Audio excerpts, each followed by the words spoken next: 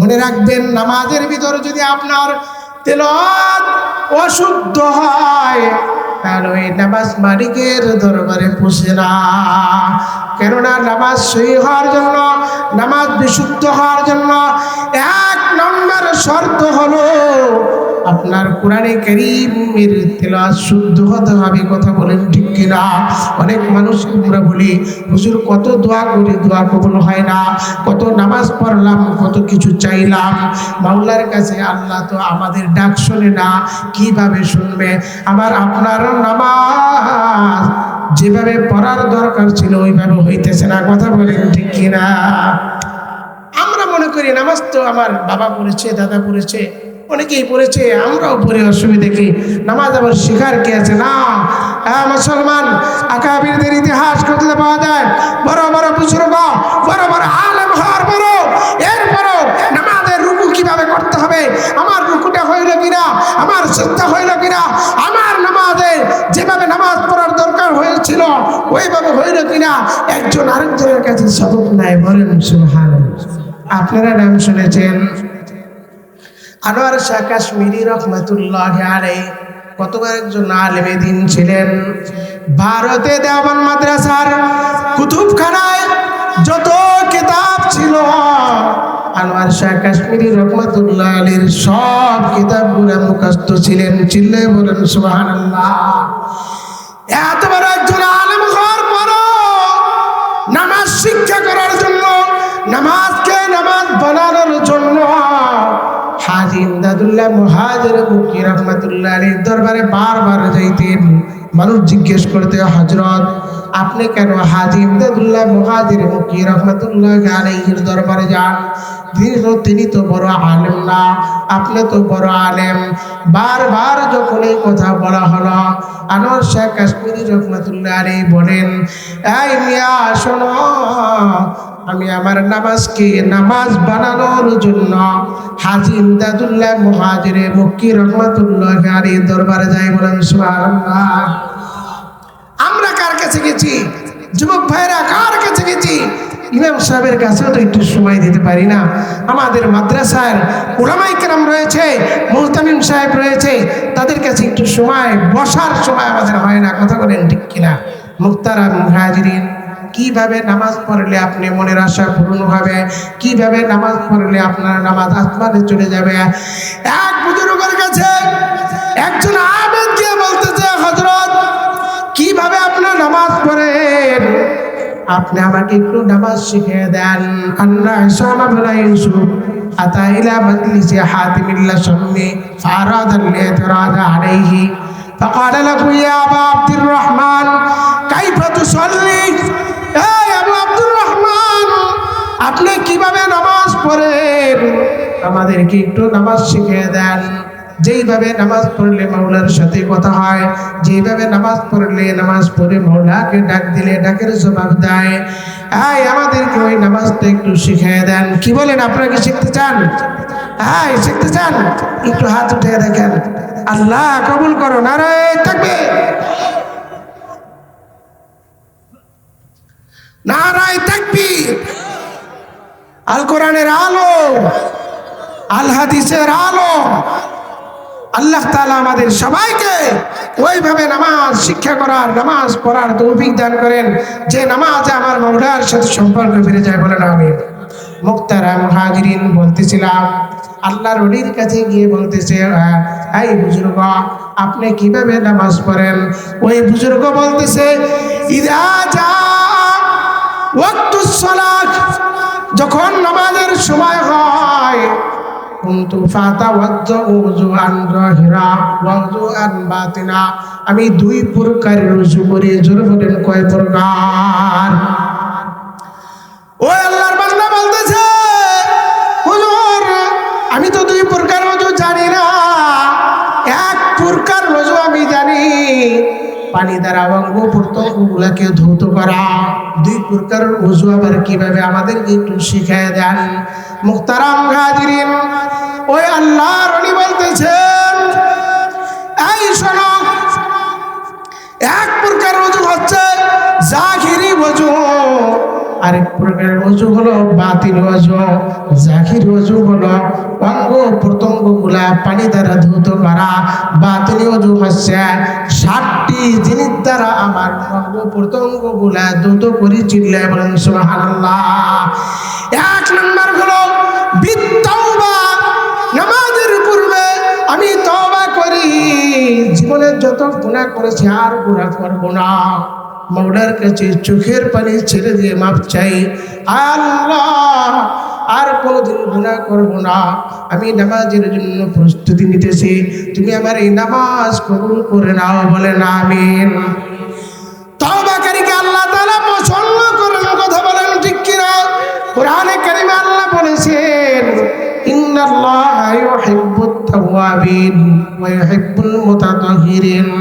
আল্লাহর কোন বান্দা যখন চোখের পানি ছেড়ে দিয়ে মালিকের কাছে গুনাহ মাপ চায়, আল্লাহ ওই বান্দার সমস্ত গুনাহগুলো ক্ষমা করে দেয়। বলেন সুবহানাল্লাহ।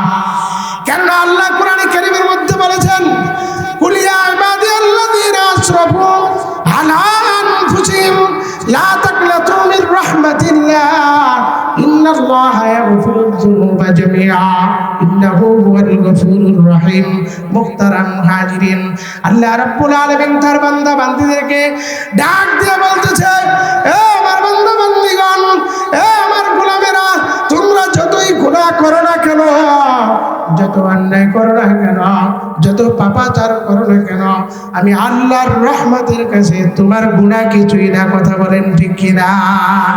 গুনাহ করে কাটাইলাম জিন্দেগি, এ জীবনে না করিলাম বন্দেগি, এ জীবনে না করিলাম বন্দেগি। কথা বলেন ঠিক কিনা? মুহতারাম হাজিরিন, আল্লাহ রাব্বুল আলামিন বলেন, এই বান্দা বান্দীরা, তোমরা যে গুনাহ করো ভয় পেও না, আমার রহমত থেকে দূরে সরে যাও না। না না, আমার রহমতের কাছে তোমার গুনাহ কিছুই না। কথা বলেন ঠিক কিনা? গুনাহ যদি মাফ চাইতে হয়, গুনাহ যদি ক্ষমা করাইতে হয়, এ মুসলমান, হাদিসের মধ্যে এসেছে, আত-তাইবুন মিনাজ যামবি কামান লা যামবা লাহ। আল্লাহর হাবিব ফরমান, গুনাহ থেকে তওবাকারী সে ওই ব্যক্তির মতো হয়ে যায় যদি তওবা করার মতো তওবা করতে পারে, কামান লা যামবা লাহ, যার কোনো গুনাহই নাই। চিল্লায়ে বলেন সুবহানাল্লাহ। মুহতারাম হাজিরিন, গুনাহ থেকে তওবা করে কি লাভ হয়? তওবা করলে শুধু গুনাহই মাফ হয় না, সাথে সাথে 4টা পুরস্কারের কথা কোরআনে কারীমের মধ্যে ঘোষণা করেছেন। একটু আওয়াজ দিয়ে বলেন সুবহানাল্লাহ। আমরা তওবা কইরা, হ্যাঁ গুনাহ কইরা খুব মজা পাই, গুনাহ কইরা মজা পাই, কিন্তু তওবা করতে আমাদের মন চায় না। কথা বলেন ঠিক কিনা? মুহতারাম হাজিরিন, এজন্য আজকে এই মাদ্রাসার বার্ষিক মাহফিল থেকে এই প্রতিজ্ঞা করব, আমরা দৈনিক 100 বার তওবা করার চেষ্টা করব। মুসলমান, আল্লাহর হাবিব জনাবে মুহাম্মদুর রাসূলুল্লাহ সাল্লাল্লাহু আলাইহি ওয়াসাল্লামের সামনের পেছনের সব গুনাহ আল্লাহ ক্ষমার ঘোষণা দিয়েছেন, এরপর দৈনিক 100 বার তওবা করেছেন। সুবহানাল্লাহ। বলবেন না? আর আমরা হাঁটতে গুনাহ, বসতে গুনাহ, খাইতে গুনাহ, বাজারে গেলে গুনাহ, 24 ঘন্টা আমাদের কম বেশি গুনাহ হয়, কিন্তু তওবার নসিব হয় না। আমি বিনয়ের সাথে অনুরোধ করব, মুসলমান, চোখের পানি ছেড়ে দিয়ে তওবা করতে হবে। কেননা দৈনিক আজরাইল কিন্তু আপনার দিকে 20 বার নজর করে। কয়বার জোরে বলেন? 20 বার। কোন দিন গেল আজরাইল এসে যায় আমরা বলতে পারবো? বলেন, আজকের এই মাহফিলে যারা এসেছি বাড়ি পর্যন্ত ফিরে যেতে পারবো? এই গ্যারান্টি কেউ দিতে পারবো? কেউ পারবো না। তাহলে কিসের অহংকার, কিসের গর্ব? কেন আমরা গুনাহ করি? কেন নিজেকে বড় মনে করি? কেন আল্লাহর সাথে নাফরমানি করি?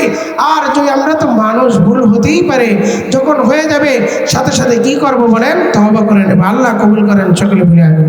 মুহতারাম হাজিরিন, হাসান বসরি রাহমাতুল্লাহ আলাইহি বহুত বড় একজন বুজুর্গ ছিলেন, বহুত বড় একজন আল্লাহর ওলি ছিলেন। এই কিছু মানুষ এসে বলতেছে, এ হাসান, মালিকের কাছে দোয়া করেন, আপনার কাছে দোয়া চাই কি জন্য? আল্লাহ তাআলা যেন আসমান থেকে রহমতের বৃষ্টির ফয়সালা করে। যাও যাও তওবা করো। আবার কিছু লোক এসে বলতেছে, হে হাসান, মালিকের কাছে দোয়া করুন, আল্লাহ তাআলা যেন আমার রিজিকের অভাব অনটন দূর করে দেয়। যাও যাও তওবা করো। আবার কিছু লোক এসে বলতেছে, হে হাসান, মালিকের কাছে একটু দোয়া করুন, আল্লাহ রাব্বুল আলামিন যেন আমাকে একটা সন্তান দান করে। যাও যাও বেশি বেশি করে তওবা করো। পাশে কিছু লোক বসেছিল, হাসান বলছে রাহমাতুল্লাহ আলাইহি বলতেছে, এ হাসান, তিন শ্রেণীর লোক আসলো, তিন ধরনের প্রশ্ন করলো, দোয়া চাইল, সবাইকে বললেন তওবা করো তওবা করো। এর রহস্যটা বুঝলাম না। হাসান বসরি বলতেছে, এই তোমরা কি কোরআনে কারীমের সূরা নূহের আয়াতগুলো পাঠ করো নাই? 29 নম্বর পারায় সূরা নূহের ভিতরে আল্লাহ তাআলা বলতেছে, ফাকুলতু আস্তাগফিরু রাব্বাকুম ইন্নাহু কানা গফফারা ইউরসিলিস সামা আলাইকুম মিদরারা ওয়া ইয়ামদিদুকুম বিআমওয়ালিন ওয়া বানিন ওয়া ইয়াজআল লাকুম জান্নাতিন ওয়া ইয়াজআল লাকুম আনহারা। আল্লাহ রাব্বুল আলামিন কোরআনে কারীমের মধ্যে বান্দাদেরকে ডাক দিয়ে বলতেছে, আমার বান্দা বান্দীগণ, তোমরা যদি তওবার মতো তওবা করো, চোখের পানি ছেড়ে দিয়ে আমি মাওলার কাছে গুনাহ মাফ চাও, আমি তোমাদের গুনাহ মাফ কইরা তওবার বদৌলতে আসমান থেকে রহমতের বৃষ্টির ফয়সালা করে দেব। বলেন সুবহানাল্লাহ। ওয়া ইয়ামদিদুকুম বিআমওয়াল, যাদের সম্পদের অভাব আছে সম্পদের ব্যবস্থা করে দেব। ওয়া বানিন, যার সন্তানের প্রয়োজন, খবরদার খবরদার মাজারে যাইবা না, ভণ্ডের দরবারে যাইবা না, কবর পূজা করবা না। যদি তওবার মতো তওবা করতে পারি, আল্লাহ রাব্বুল আলামিন তওবার বদৌলতে আমাদেরকে নেক সন্তান দান করবে। সকলেই বলি আমিন। মুহতারাম হাজিরিন, এজন্য সবাইকে বিনয়ের সাথে অনুরোধ করব, আজকে থেকে আমরা এই প্রতিজ্ঞা করব, কোনো কিছুর যদি প্রয়োজন হয় 2 রাকাত সালাতুল হাজাত নামাজ পড়ে তওবা ইস্তিগফার করে মাওলার কাছে চাইব।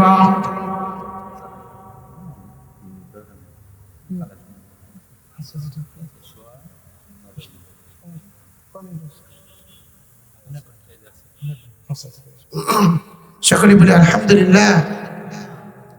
মুহতারাম হাজিরিন, বলতেছিলাম তওবার বদৌলতে আল্লাহ রাব্বুল আলামিন কপাল খুলে দেয়, ভাগ্যের পরিবর্তন ঘটায় দেয়। কথা বলেন ঠিক কিনা? কি বলেন, আমরা তওবা করতে পারবো না? দেখেন, রিজিকের জন্য আমরা কত দূর দূর দূরান্তে চলে যাই, দেশ থেকে দেশান্তর, রাতের গভীরে উঠে রিজিক অন্বেষণ করি। এই মুসলমান, রিজিক তো রয়েছে তওবার মধ্যে। কথা বলেন ঠিক কিনা? কার কথা বলেন?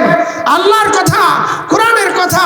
এজন্য এই কোরআনে কারীম আল্লাহ রাব্বুল আলামিন স্পষ্ট ভাষায় বলে দিয়েছেন, হে আমার বান্দা বান্দীরা, তোমার রিজিকের প্রয়োজন, আমি মাওলার কাছে ইস্তিগফার করো, গুনাহ মাফ চাও, আমি আল্লাহ তোমার রিজিকের ব্যবস্থা করে দেব। সকলে বলি সুবহানাল্লাহ। মুহতারাম হাজিরিন, শুধু তাই নয়, অনেক সময় বৃষ্টির জন্য আমরা পেরেশান হয়ে যাই। বৃষ্টি না হলে কোটি কোটি টাকার সম্পদ নষ্ট হয়ে যায়। হ্যাঁ মুসলমান, বৃষ্টির জন্য আমরা মানুষের ধারে ধারে করি, বৃষ্টির দরকার, পানির দরকার, কিন্তু আল্লাহ তো সমাধা কোরআনে দিয়েছে। আল্লাহ কোরআনে কারীমের মধ্যে বলেছেন, হ্যাঁ বান্দা বান্দীরা, বৃষ্টির দরকার, ইউরসিলিস সামা আলাইকুম মিদরারা, আসো আমি মাওলার কাছে তওবা করো, ইস্তিগফার করো, আমি আল্লাহ আসমান থেকে রহমতের বৃষ্টি ফয়সালা করে দেব। চিল্লায়ে বলেন সুবহানাল্লাহ। এই সবক আমরা আজকে নিয়ে যাব, দিনের মধ্যে কালকে রাখবো, আর আজকে থেকে বেশি বেশি তওবা করব। যা কিছু দরকার আল্লাহ সব ব্যবস্থা করতে পারেন কি পারেন না? বলেন, এই পারেন কি পারেন না? আল্লাহ। মুহতারাম হাজিরিন, এজন্য বলতেছিলাম, বেশি বেশি মালিকের কাছে তওবা করতে হবে। আমাদের আকাবিররা তওবা করেছে, সাহাবায়ে কেরাম তওবা করেছে, গুনাহ মাফ চেয়েছে চোখের পানি ছেড়ে দিয়া। এ বুড়া বাবারা, এ যুবক ভাইরা, ভালো করে বুঝবেন, আমাদের আমাদের তওবা নসিব হয় না। অনেকে ঈমান নিয়ে কবরে যেতে পারে না, তওবা করে মরতে পারে না, গুনাহ করে করে গুনার পাহাড় সাজাইছে কিন্তু তওবা করার সুযোগ হয় নাই। এমন মানুষ আছে না নাই? অনেকে চায় আমার তো আরো লম্বা হাত আছে, পরে তওবা করব, এখনো নামাজ পড়ার সুযোগ হয় নাই। বয়স হয়ে গেছে 35-40, এখনো নামাজ পড়ার সুযোগ হয় নাই। হ্যাঁ মুসলমান, মানুষের যখন 12 বছর হয়ে যায় এরপরে গুনাহ লেখা শুরু হয়ে যায়। না না, কিসের আশায়, কার ধোকায় পড়ে আমি গুনাহ করতেছি, কেন গুনাহ করতেছি? না না, মালাকুল মউত আজরাইল কিন্তু আমার দিকে তাকিয়ে আছে। কথা বলেন ঠিক কিনা? আমরা তওবা করতে পারবো তো? মুহতারাম হাজিরিন, মুসা আলাইহিস সালাতু ওয়াস সালামকে আল্লাহ তাআলা ওহীর মাধ্যমে, ইলহামের মাধ্যমে জানিয়ে দিলেন, এই মুসা, অমুক পাহাড়ের ভিতর আমার এক বান্দা, মুহাব্বতের বান্দা পাহাড়ের গুহায় মরে গেছে, তার আপন বলতে কেউ নাই। যাও তুমি তার জানাজা পড়াইবা, ভাবে গোসল দিয়া দাফন করবা। তবে খাটিয়ার উপর লাশটা রাইখা জানাজার পূর্বে একটু এলান কইরো, আজকে এমন এক জানাজা এসেছে যার জানাজা যদি কেউ পড়ে আল্লাহ তার পেছনে সব গুনাহ ক্ষমা করে দিবে। চিল্লায় বলেন সুবহানাল্লাহ। আর জোরে বলেন সুবহানাল্লাহ। সুবহানাল্লাহ ওয়ালহামদুলিল্লাহ ওয়ালা ইলাহা ইল্লাল্লাহ। জোরে সুবহানাল্লাহ।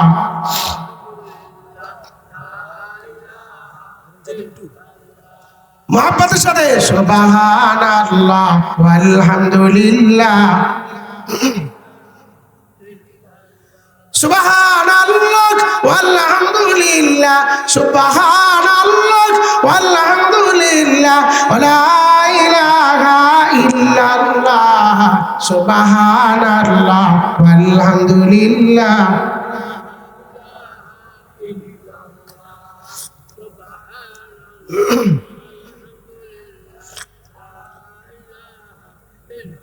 মুহতারাম হাজিরিন, আল্লাহ রাব্বুল আলামিন হযরত মুসা আলাইহিস সালাতু ওয়াস সালামকে ডাক দিয়ে বলতেছে, মুসা যাও যাও, পাহাড়ে আমার এক মুহাব্বতের বান্দা ঘুমিয়ে আছে, ইন্তেকাল করেছে, তুমি তাকে গোসল দিবা, তুমি তাকে কাফন পরাইবা, তুমি তার দাফন করবা। এ মুসলমান আল্লাহর গোলাম, হযরত মুসা আলাইহিস সালাতু ওয়াস সালাম মাওলার কথা শুনে ওই পাহাড়ের মধ্যে গিয়ে দেখে সত্যি সত্যি একটা মানুষ মরে আছে, তার আশপাশে কেউ নাই, তার আপন বলতে কেউ নাই। হযরত মুসা আলাইহিস সালাতু ওয়াস সালাম তাকে গোসল করালেন, কাফনের কাপড় পরালেন, খাটিয়ার উপর লাশটা রেখে নগরের মধ্যে ঘুরাইতেছে আর এলান করতেছে, আজকে এমন এক জানাজা আমাদের সামনে হাজির হয়েছে, কেউ যদি তার জানাজার নামাজ পড়ে আল্লাহ তার পেছনের সব গুনাহগুলা ক্ষমা করে দিবেন। চিল্লায় বলেন সুবহানাল্লাহ। এই ঘোষণা করার পরে মানুষ কানায় কানায় পড়ে গেছে, মাঠে জায়গা হয় না। কিছু মানুষের মনের মধ্যে প্রশ্ন জাগলো, এত দামি একজন মানুষ, এত বড় একজন বুজুর্গের জানাজা পড়বা, তাকে যদি একটু দেখতে পারতাম কতই না ভালো হইতো। মুসা আলাইহিস সালাতু ওয়াস সালামের কাছে ফরিয়াদ করলেন, হে আল্লাহর পয়গম্বর, এই লাশটাকে একটু দেখতে চাই। যখন মুসা আলাইহিস সালাতু ওয়াস সালাম লাশটাকে দেখালেন, দেখার পরে সকল মানুষ তাকে চিনে ফেলল আর বলতেছে, উনি কিভাবে আল্লাহর ওলি হইল? তিনি তো আমাগো এলাকার মানুষ। এই লোকটা তো বড় জালেম ছিল, বড় গুনাহগার ছিল, বড় অত্যাচারী ছিল, কিভাবে সে আল্লাহর ওলি হইল? মুসা আলাইহিস সালাতু ওয়াস সালামকে প্রশ্ন করলেন। আল্লাহর পয়গম্বর মুসা আলাইহিস সালাতু ওয়াস সালাম মাওলার কাছে আবার প্রশ্ন করলেন, আল্লাহ তোমার বান্দারা জানতে চায় সে নাকি বড় গুনাহগার ছিল, কিভাবে আল্লাহর ওলি হইল।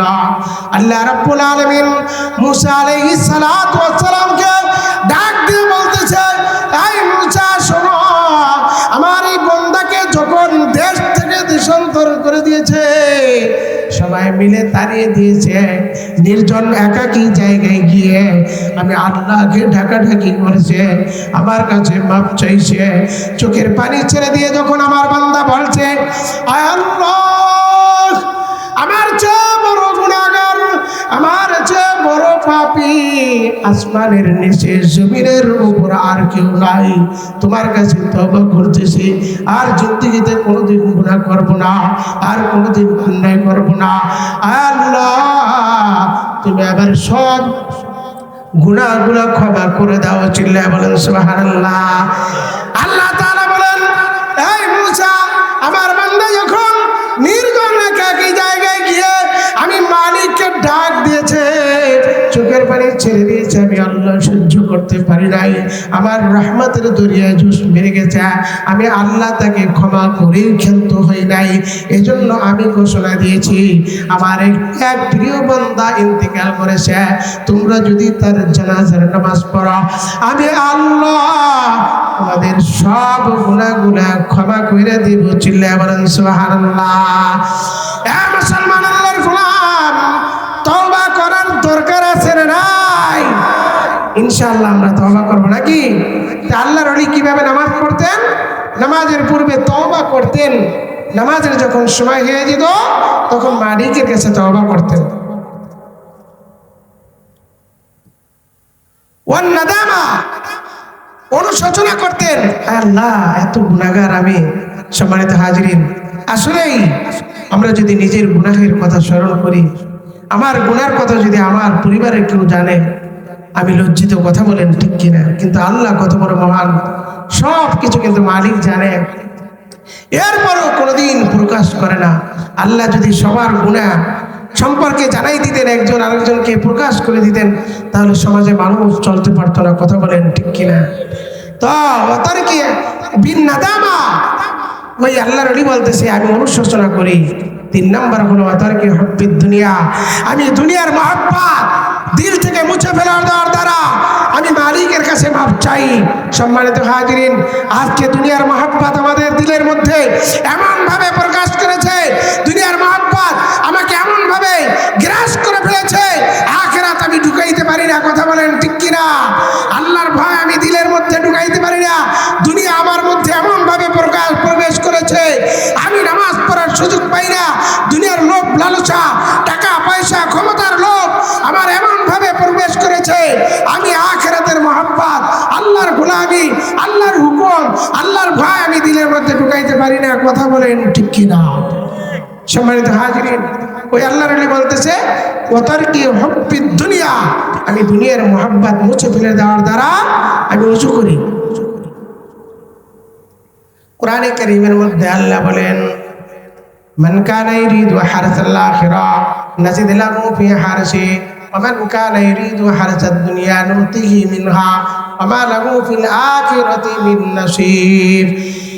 এ মুসলমান, আল্লাহর গোলাম, এ যুবক ভাইরাক, এই বুড়া বাবারাক, এই পর্দার অন্তরালে অবস্থানরত আমার মা ও বোনেরা, আল্লাহ কোরআনে কারীমের মধ্যে তার বান্দা বান্দীদেরকে ডেকে ডেকে বলতেছেন, মান কানা ইরিদু হারসাল আখিরাতি নাজিদ লাহু ফি হারসি। আমার যে বান্দা বান্দীগণ আখিরাতকে সুন্দর করতে চায়, পরকালকে সাজাইতে চায়, কবরকে সাজাইতে চায়, হাসর মিজান পুল সিরাত সহজে পার হইতে চায়, আমি আল্লাহ ওই বান্দার পরকালের জিন্দেগিকে সহজ করে দেই। বলেন সুবহানাল্লাহ। কবরকে সুন্দর করে দেই, পুল সিরাতের পুল সহজে পার হওয়ার ব্যবস্থা করে দেই, হাসরের ময়দানে আমার ওই বান্দাকে আমি মাওলার আরশের নিচে জায়গা করে দেই। বলেন সুবহানাল্লাহ। ওমান কানা ইরিদু হারাতাদ দুনিয়া নুতিহি মিনহা ওয়া মা লাহু ফিল আখিরাতি মিন নাসিব। এ মুসলমান, আল্লাহর গোলাম, আর আল্লাহ রাব্বুল আলামিন বলেন, আর যারা দুনিয়া চায়, দুনিয়া দুনিয়া দুনিয়া চায়, দুনিয়া কামানোর জন্য ফিকির করে সব সময়, আমি আল্লাহ দুনিয়া তাদেরকে পুরা দিই না। দুনিয়ার মধ্যে কোনোদিন তার আশা আকাঙ্ক্ষা শেষ হবে না। কথা বলেন ঠিক কিনা? আমরা যখন একটা বিল্ডিং করি 10 তলা, আরেকটা বিল্ডিং কখন করব? আমার 5 কোটি টাকা আছে, 10 কোটি টাকা কখন বানাবো? আমার যত আছে আরো বেশি লাগবে না এমন কোনো মানুষ খুঁজে পাওয়া যাবে না। যত আছে আরো তত বেশি লাগবে। আল্লাহ তাআলা বলেন দুনিয়ার মধ্যে আমি আশা আকাঙ্ক্ষা তামান্না দিয়া ভরপুর করে দিয়েছি। যারা দুনিয়া কামানোর ফিকির করে, দুনিয়া আমি তাদেরকে দেই না, দুনিয়ার সামান্য দেই। ওয়া লাহু ফিল আখিরাতি মিন নাসিব। আর পরকালে ওই কপাল পোড়ার জন্য কিছুই থাকবে না। বলেন নাউজুবিল্লাহ। আর যারা বলেন নাউজুবিল্লাহ। মুসলমান যারা দুনিয়ার পিছনে পিছনে দৌড়াবে, দুনিয়া কোনোদিন তাদের হাসিল হবে না। আর যারা আখিরাতের পিছনে দৌড়াবে, দুনিয়া তাদের পায়ের নিচে চলে আসবে। চিল্লে বলেন সুবহানাল্লাহ। যারা আখিরাতের পিছনে দৌড়াবে, যারা মালিককে পাওয়ার পিছনে দৌড়াবে, যারা তার কবর হাসর মিজান করছিল, পরকালের ঘাটিগুলো সহজে পার হওয়ার জন্য ফিকির করবে, আল্লাহ তাআলা দুনিয়া তাদের পায়ের নিচে দিয়ে দিবে। বলেন সুবহানাল্লাহ। কিতাবুদ দুনিয়ার মধ্যে ইমাম ফখরুদ্দিন রাজি রাহমাতুল্লাহ আলাইহি ঘটনা উল্লেখ করেন। এক বুজুর্গ রাস্তা দিয়ে যাইতেছে, এমন সময় তার সামনে এক সুন্দরী মেয়ে সালাম দিয়েছে, আসসালামু আলাইকুম ওয়া রাহমাতুল্লাহ। আল্লাহর ওলি ধমক দিয়ে তারাই দিয়েছে, এই দূর হয়ে যাও, তুমি কেন আমার সামনে আসলা?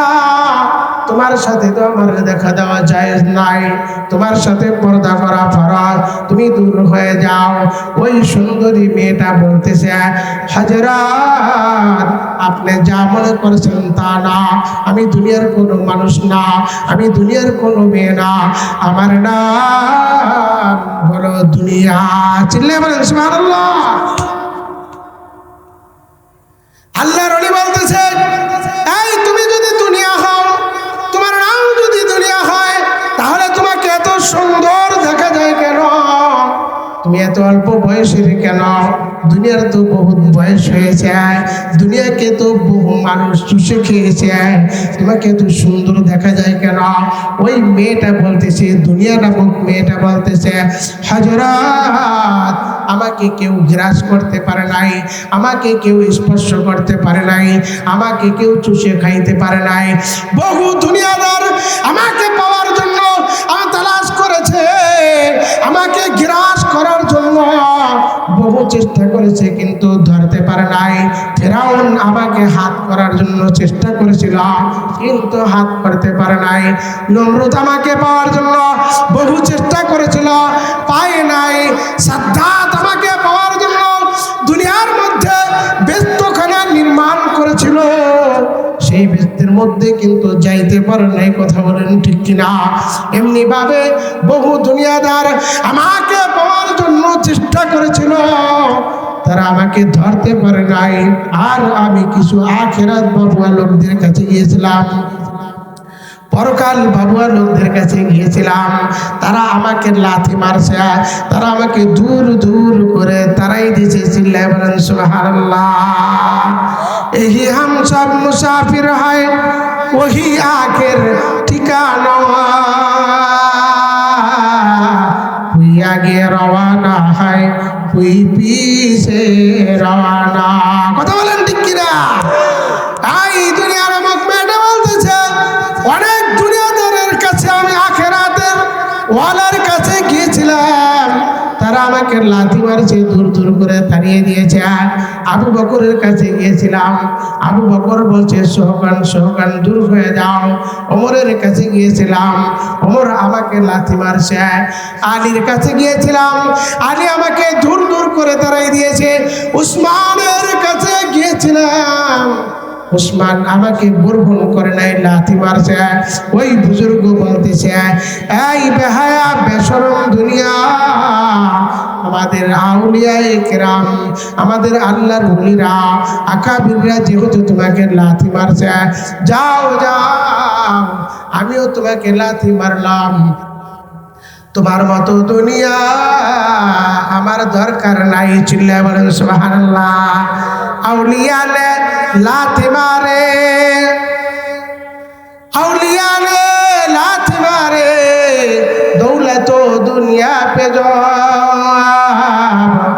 আউলিয়ায়ে কেরাম, আল্লাহর ওলিরা দুনিয়া চায় না, দুনিয়াকে লাথি মারে, এজন্য দুনিয়া তাদের পায়ের নিচে এসে যায়। কথা বলেন ঠিক কিনা?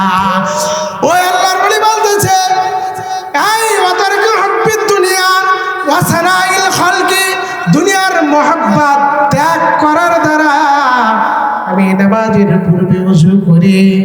ওয়াসানাইল খালকি, আরেকটা হলো মাখলুকের প্রশংসা, মানুষের পিছনে পিছনে দৌড়ানো, মানুষের খেদমত করা, নেতার পিছনে দৌড়াইতে যাইয়া যার নামাজ কাজা হয়ে যায়, আল্লাহর হুকুম পালন করতে পারো না, ওই সমস্ত লোকগুলা কাল কিয়ামতের দিন আল্লাহর কাছে ধরা খাবে, আর তাদের ঠিকানা হবে জাহান্নামে। কথা বলেন ঠিক কিনা? এজন্য আল্লাহর ওলি বলতেছেন, ওয়াসানাইল খালকি, মাখলুকের প্রশংসা করা যাবে না, প্রশংসা করতে হবে আল্লাহর। যে আল্লাহ আমাকে সৃষ্টি করেছেন, যে আল্লাহ আমাকে রিজিক দিয়েছেন, ওই মালিকের প্রশংসা করতে হবে। দুনিয়ার পিছনে পিছনে দৌড়াইয়া আখিরাতকে ভুলে যাওয়া যাবে না। এ মুসলমান, হাসরের ময়দানে এক শ্রেণীর লোক যারা দুনিয়ার পিছনে পিছনে দৌড়াইয়া আল্লাহর গোলামি করতে পারে নাই, আল্লাহর হুকুম পালন করতে পারে নাই, মাওলাকে রাজি খুশি করাইয়া মরতে পারে নাই, যারা ঈমান নিয়ে কবরে যাইতে পারে নাই, হাসরের ময়দানে ওই সমস্ত মানুষগুলা, ওই সমস্ত নাফরমানেরা, তারা শয়তানের দলভুক্ত হবে। শয়তান হাসরের ময়দানে ভাষণ দিবে আর বলবে, আল্লাহ রাব্বুল আলামিন কোরআনে কারীমের মধ্যে বলে দিয়েছেন, ওই সমস্ত লোকদেরকে একত্রিত করে জাহান্নামে, যারা দুনিয়ার পিছনে পিছনে দৌড়াইয়া মালিকের গোলামি করতে পারে নাই, তারা হবে শয়তানের দলে। শয়তান তাদেরকে নিয়ে একটা ভাষণ দিবে আর বলবে, ওয়াকালা শাইতানু লাম্মা কুদিয়াল আমরু ইন্নাল্লাহা ওয়া'দাকুম ওয়া'দাল হক ওয়া ওয়া'আদতুকুম ফাআখলাফতুকুম। এ যুবক ভাইরা, যারা শয়তানের ধোঁকায় পড়ে গুনাহ করো, যারা শয়তানের ধোঁকায় পড়ে নামাজ ছেড়ে দাও, খবরদার খবরদার, শয়তান কিন্তু হাসরের ময়দানে সব অস্বীকার করবে। শয়তান বলবে, লাম্মা কুদিয়াল আমরু ইন্নাল্লাহা ওয়া'দাকুম ওয়া'দাল হক। এই জাহান্নামীরা, এই পাপিষ্ঠরা, আল্লাহ রাব্বুল আলামিন তোমাদের সাথে যে ওয়াদা করেছিল সেটাই ছিল সত্য ওয়াদা, আর আমি যে তোমাদেরকে ধোঁকা দিয়েছি, মা কান আলী আলাইকুম মিন সুলতান, এর কোনো দলিল প্রমাণ ছিল না, কোনো কিছু ছিল না, আমি শুধু তোমাদেরকে একটু ডাকছি, আর তোমরা আমার ডাকে সাড়া দিয়া তোমরা গুনাহ করছো, তোমরা অন্যায় করছো, তোমরা যত প্রকারের গুনাহ আছে সব গুনাহগুলা করছো। মা কান আলী আলাইকুম মিন সুলতান, আমি তোমাদেরকে কোনো দলিল প্রমাণ দেই নাই, শুধু ডাকছি আর ধোঁকা দিছি। ধোঁকায় বোকা হইয়া তোমরা গুনাহ কামাইয়া জাহান্নাম কামাইছো, আর আল্লাহ যে ওয়াদা করেছিল সেটাই ছিল সত্য ওয়াদা। ওয়া'আদতুকুম ফাআখলাফতুকুম, আমি সব কিছু ভঙ্গ করে দিলাম। বলেন নাউজুবিল্লাহ। এ মুসলমান, এ যুবক ভাইরা, এ বুড়া বাবারা, হাসরের ময়দানে যদি অপরাধের খাতায় নাম চলে যায়, শয়তানের দলভুক্ত যদি আমরা হয়ে যাই, আফসোস আফসোস করব, কিন্তু কোনো কাজে আসবে না। হ্যাঁ, এজন্য এক কবি বলেছেন, রোনা কে ওয়াক্ত জব রোয়া नहीं है, लोग जाने के बाद रोने से कोई फायदा नहीं है। দুনিয়া হলো কান্নার জায়গা, দুনিয়া হলো নেকামলের জায়গা, দুনিয়া হলো ইবাদতের জায়গা। এই দুনিয়ার মধ্যে যারা আল্লাহর গোলামি করবে না, দুনিয়ার মধ্যে যারা ইবাদতের বন্দী করবে না, হাসরের ময়দানে তারা আফসোস করবে আর আফসোস করবে। আঙ্গুলগুলা করি পর্যন্ত খেয়ে ফেলবে, কিন্তু ওই দিনের আফসোসে কোনো কাজ হবে না। কথা বলেন ঠিক কিনা? মুহতারাম হাজিরিন, এজন্য দুনিয়ার মধ্যে এমনভাবে আমল করা, আমার আমল যেন আমার জীবনকে পরিবর্তন করে দেয়। আমি আপনাদের সম্মুখে একখানা আয়াতে কারীমা তেলাওয়াত করেছি, ইন্নাস সালাতা তানহা আনিল ফাহশাই ওয়াল মুনকার। নামাজ সমস্ত অশ্লীল এবং গর্হিত কাজ থেকে মানুষকে বিরত রাখে। কিন্তু মুসলমান, আমার যুবক ভাইরা, আমার বুড়া বাবারা, পর্দার অন্তরালে অবস্থানরত আমার মা ও বোনেরা, আমরা নামাজ পড়ি, নেক আমল করি, যত প্রকার আমল আছে করার চেষ্টা করি, এর পাশাপাশি সব ধরনের গুনাহগুলো আমরা করি। কথা বলেন ঠিক কিনা? তাহলে আল্লাহ বললেন নামাজ সমস্ত অশ্লীল গর্হিত গুনাহের কাছ থেকে বিরত রাখে।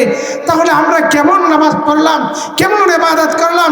যেই নামাজ, যে ইবাদত, যে গুনাহ আমাকে গুনাহ থেকে বাঁচায় না। বুঝতে হবে যেইভাবে নামাজ পড়ার দরকার ছিল, যেইভাবে আমল করার দরকার ছিল, যেইভাবে ইবাদত করার দরকার ছিল, ওইভাবে আমরা ইবাদত আর বন্দেগী করতে পারি না। এই কথা বলেন ঠিক কিনা? আমাদের নামাজের মতো হয় না।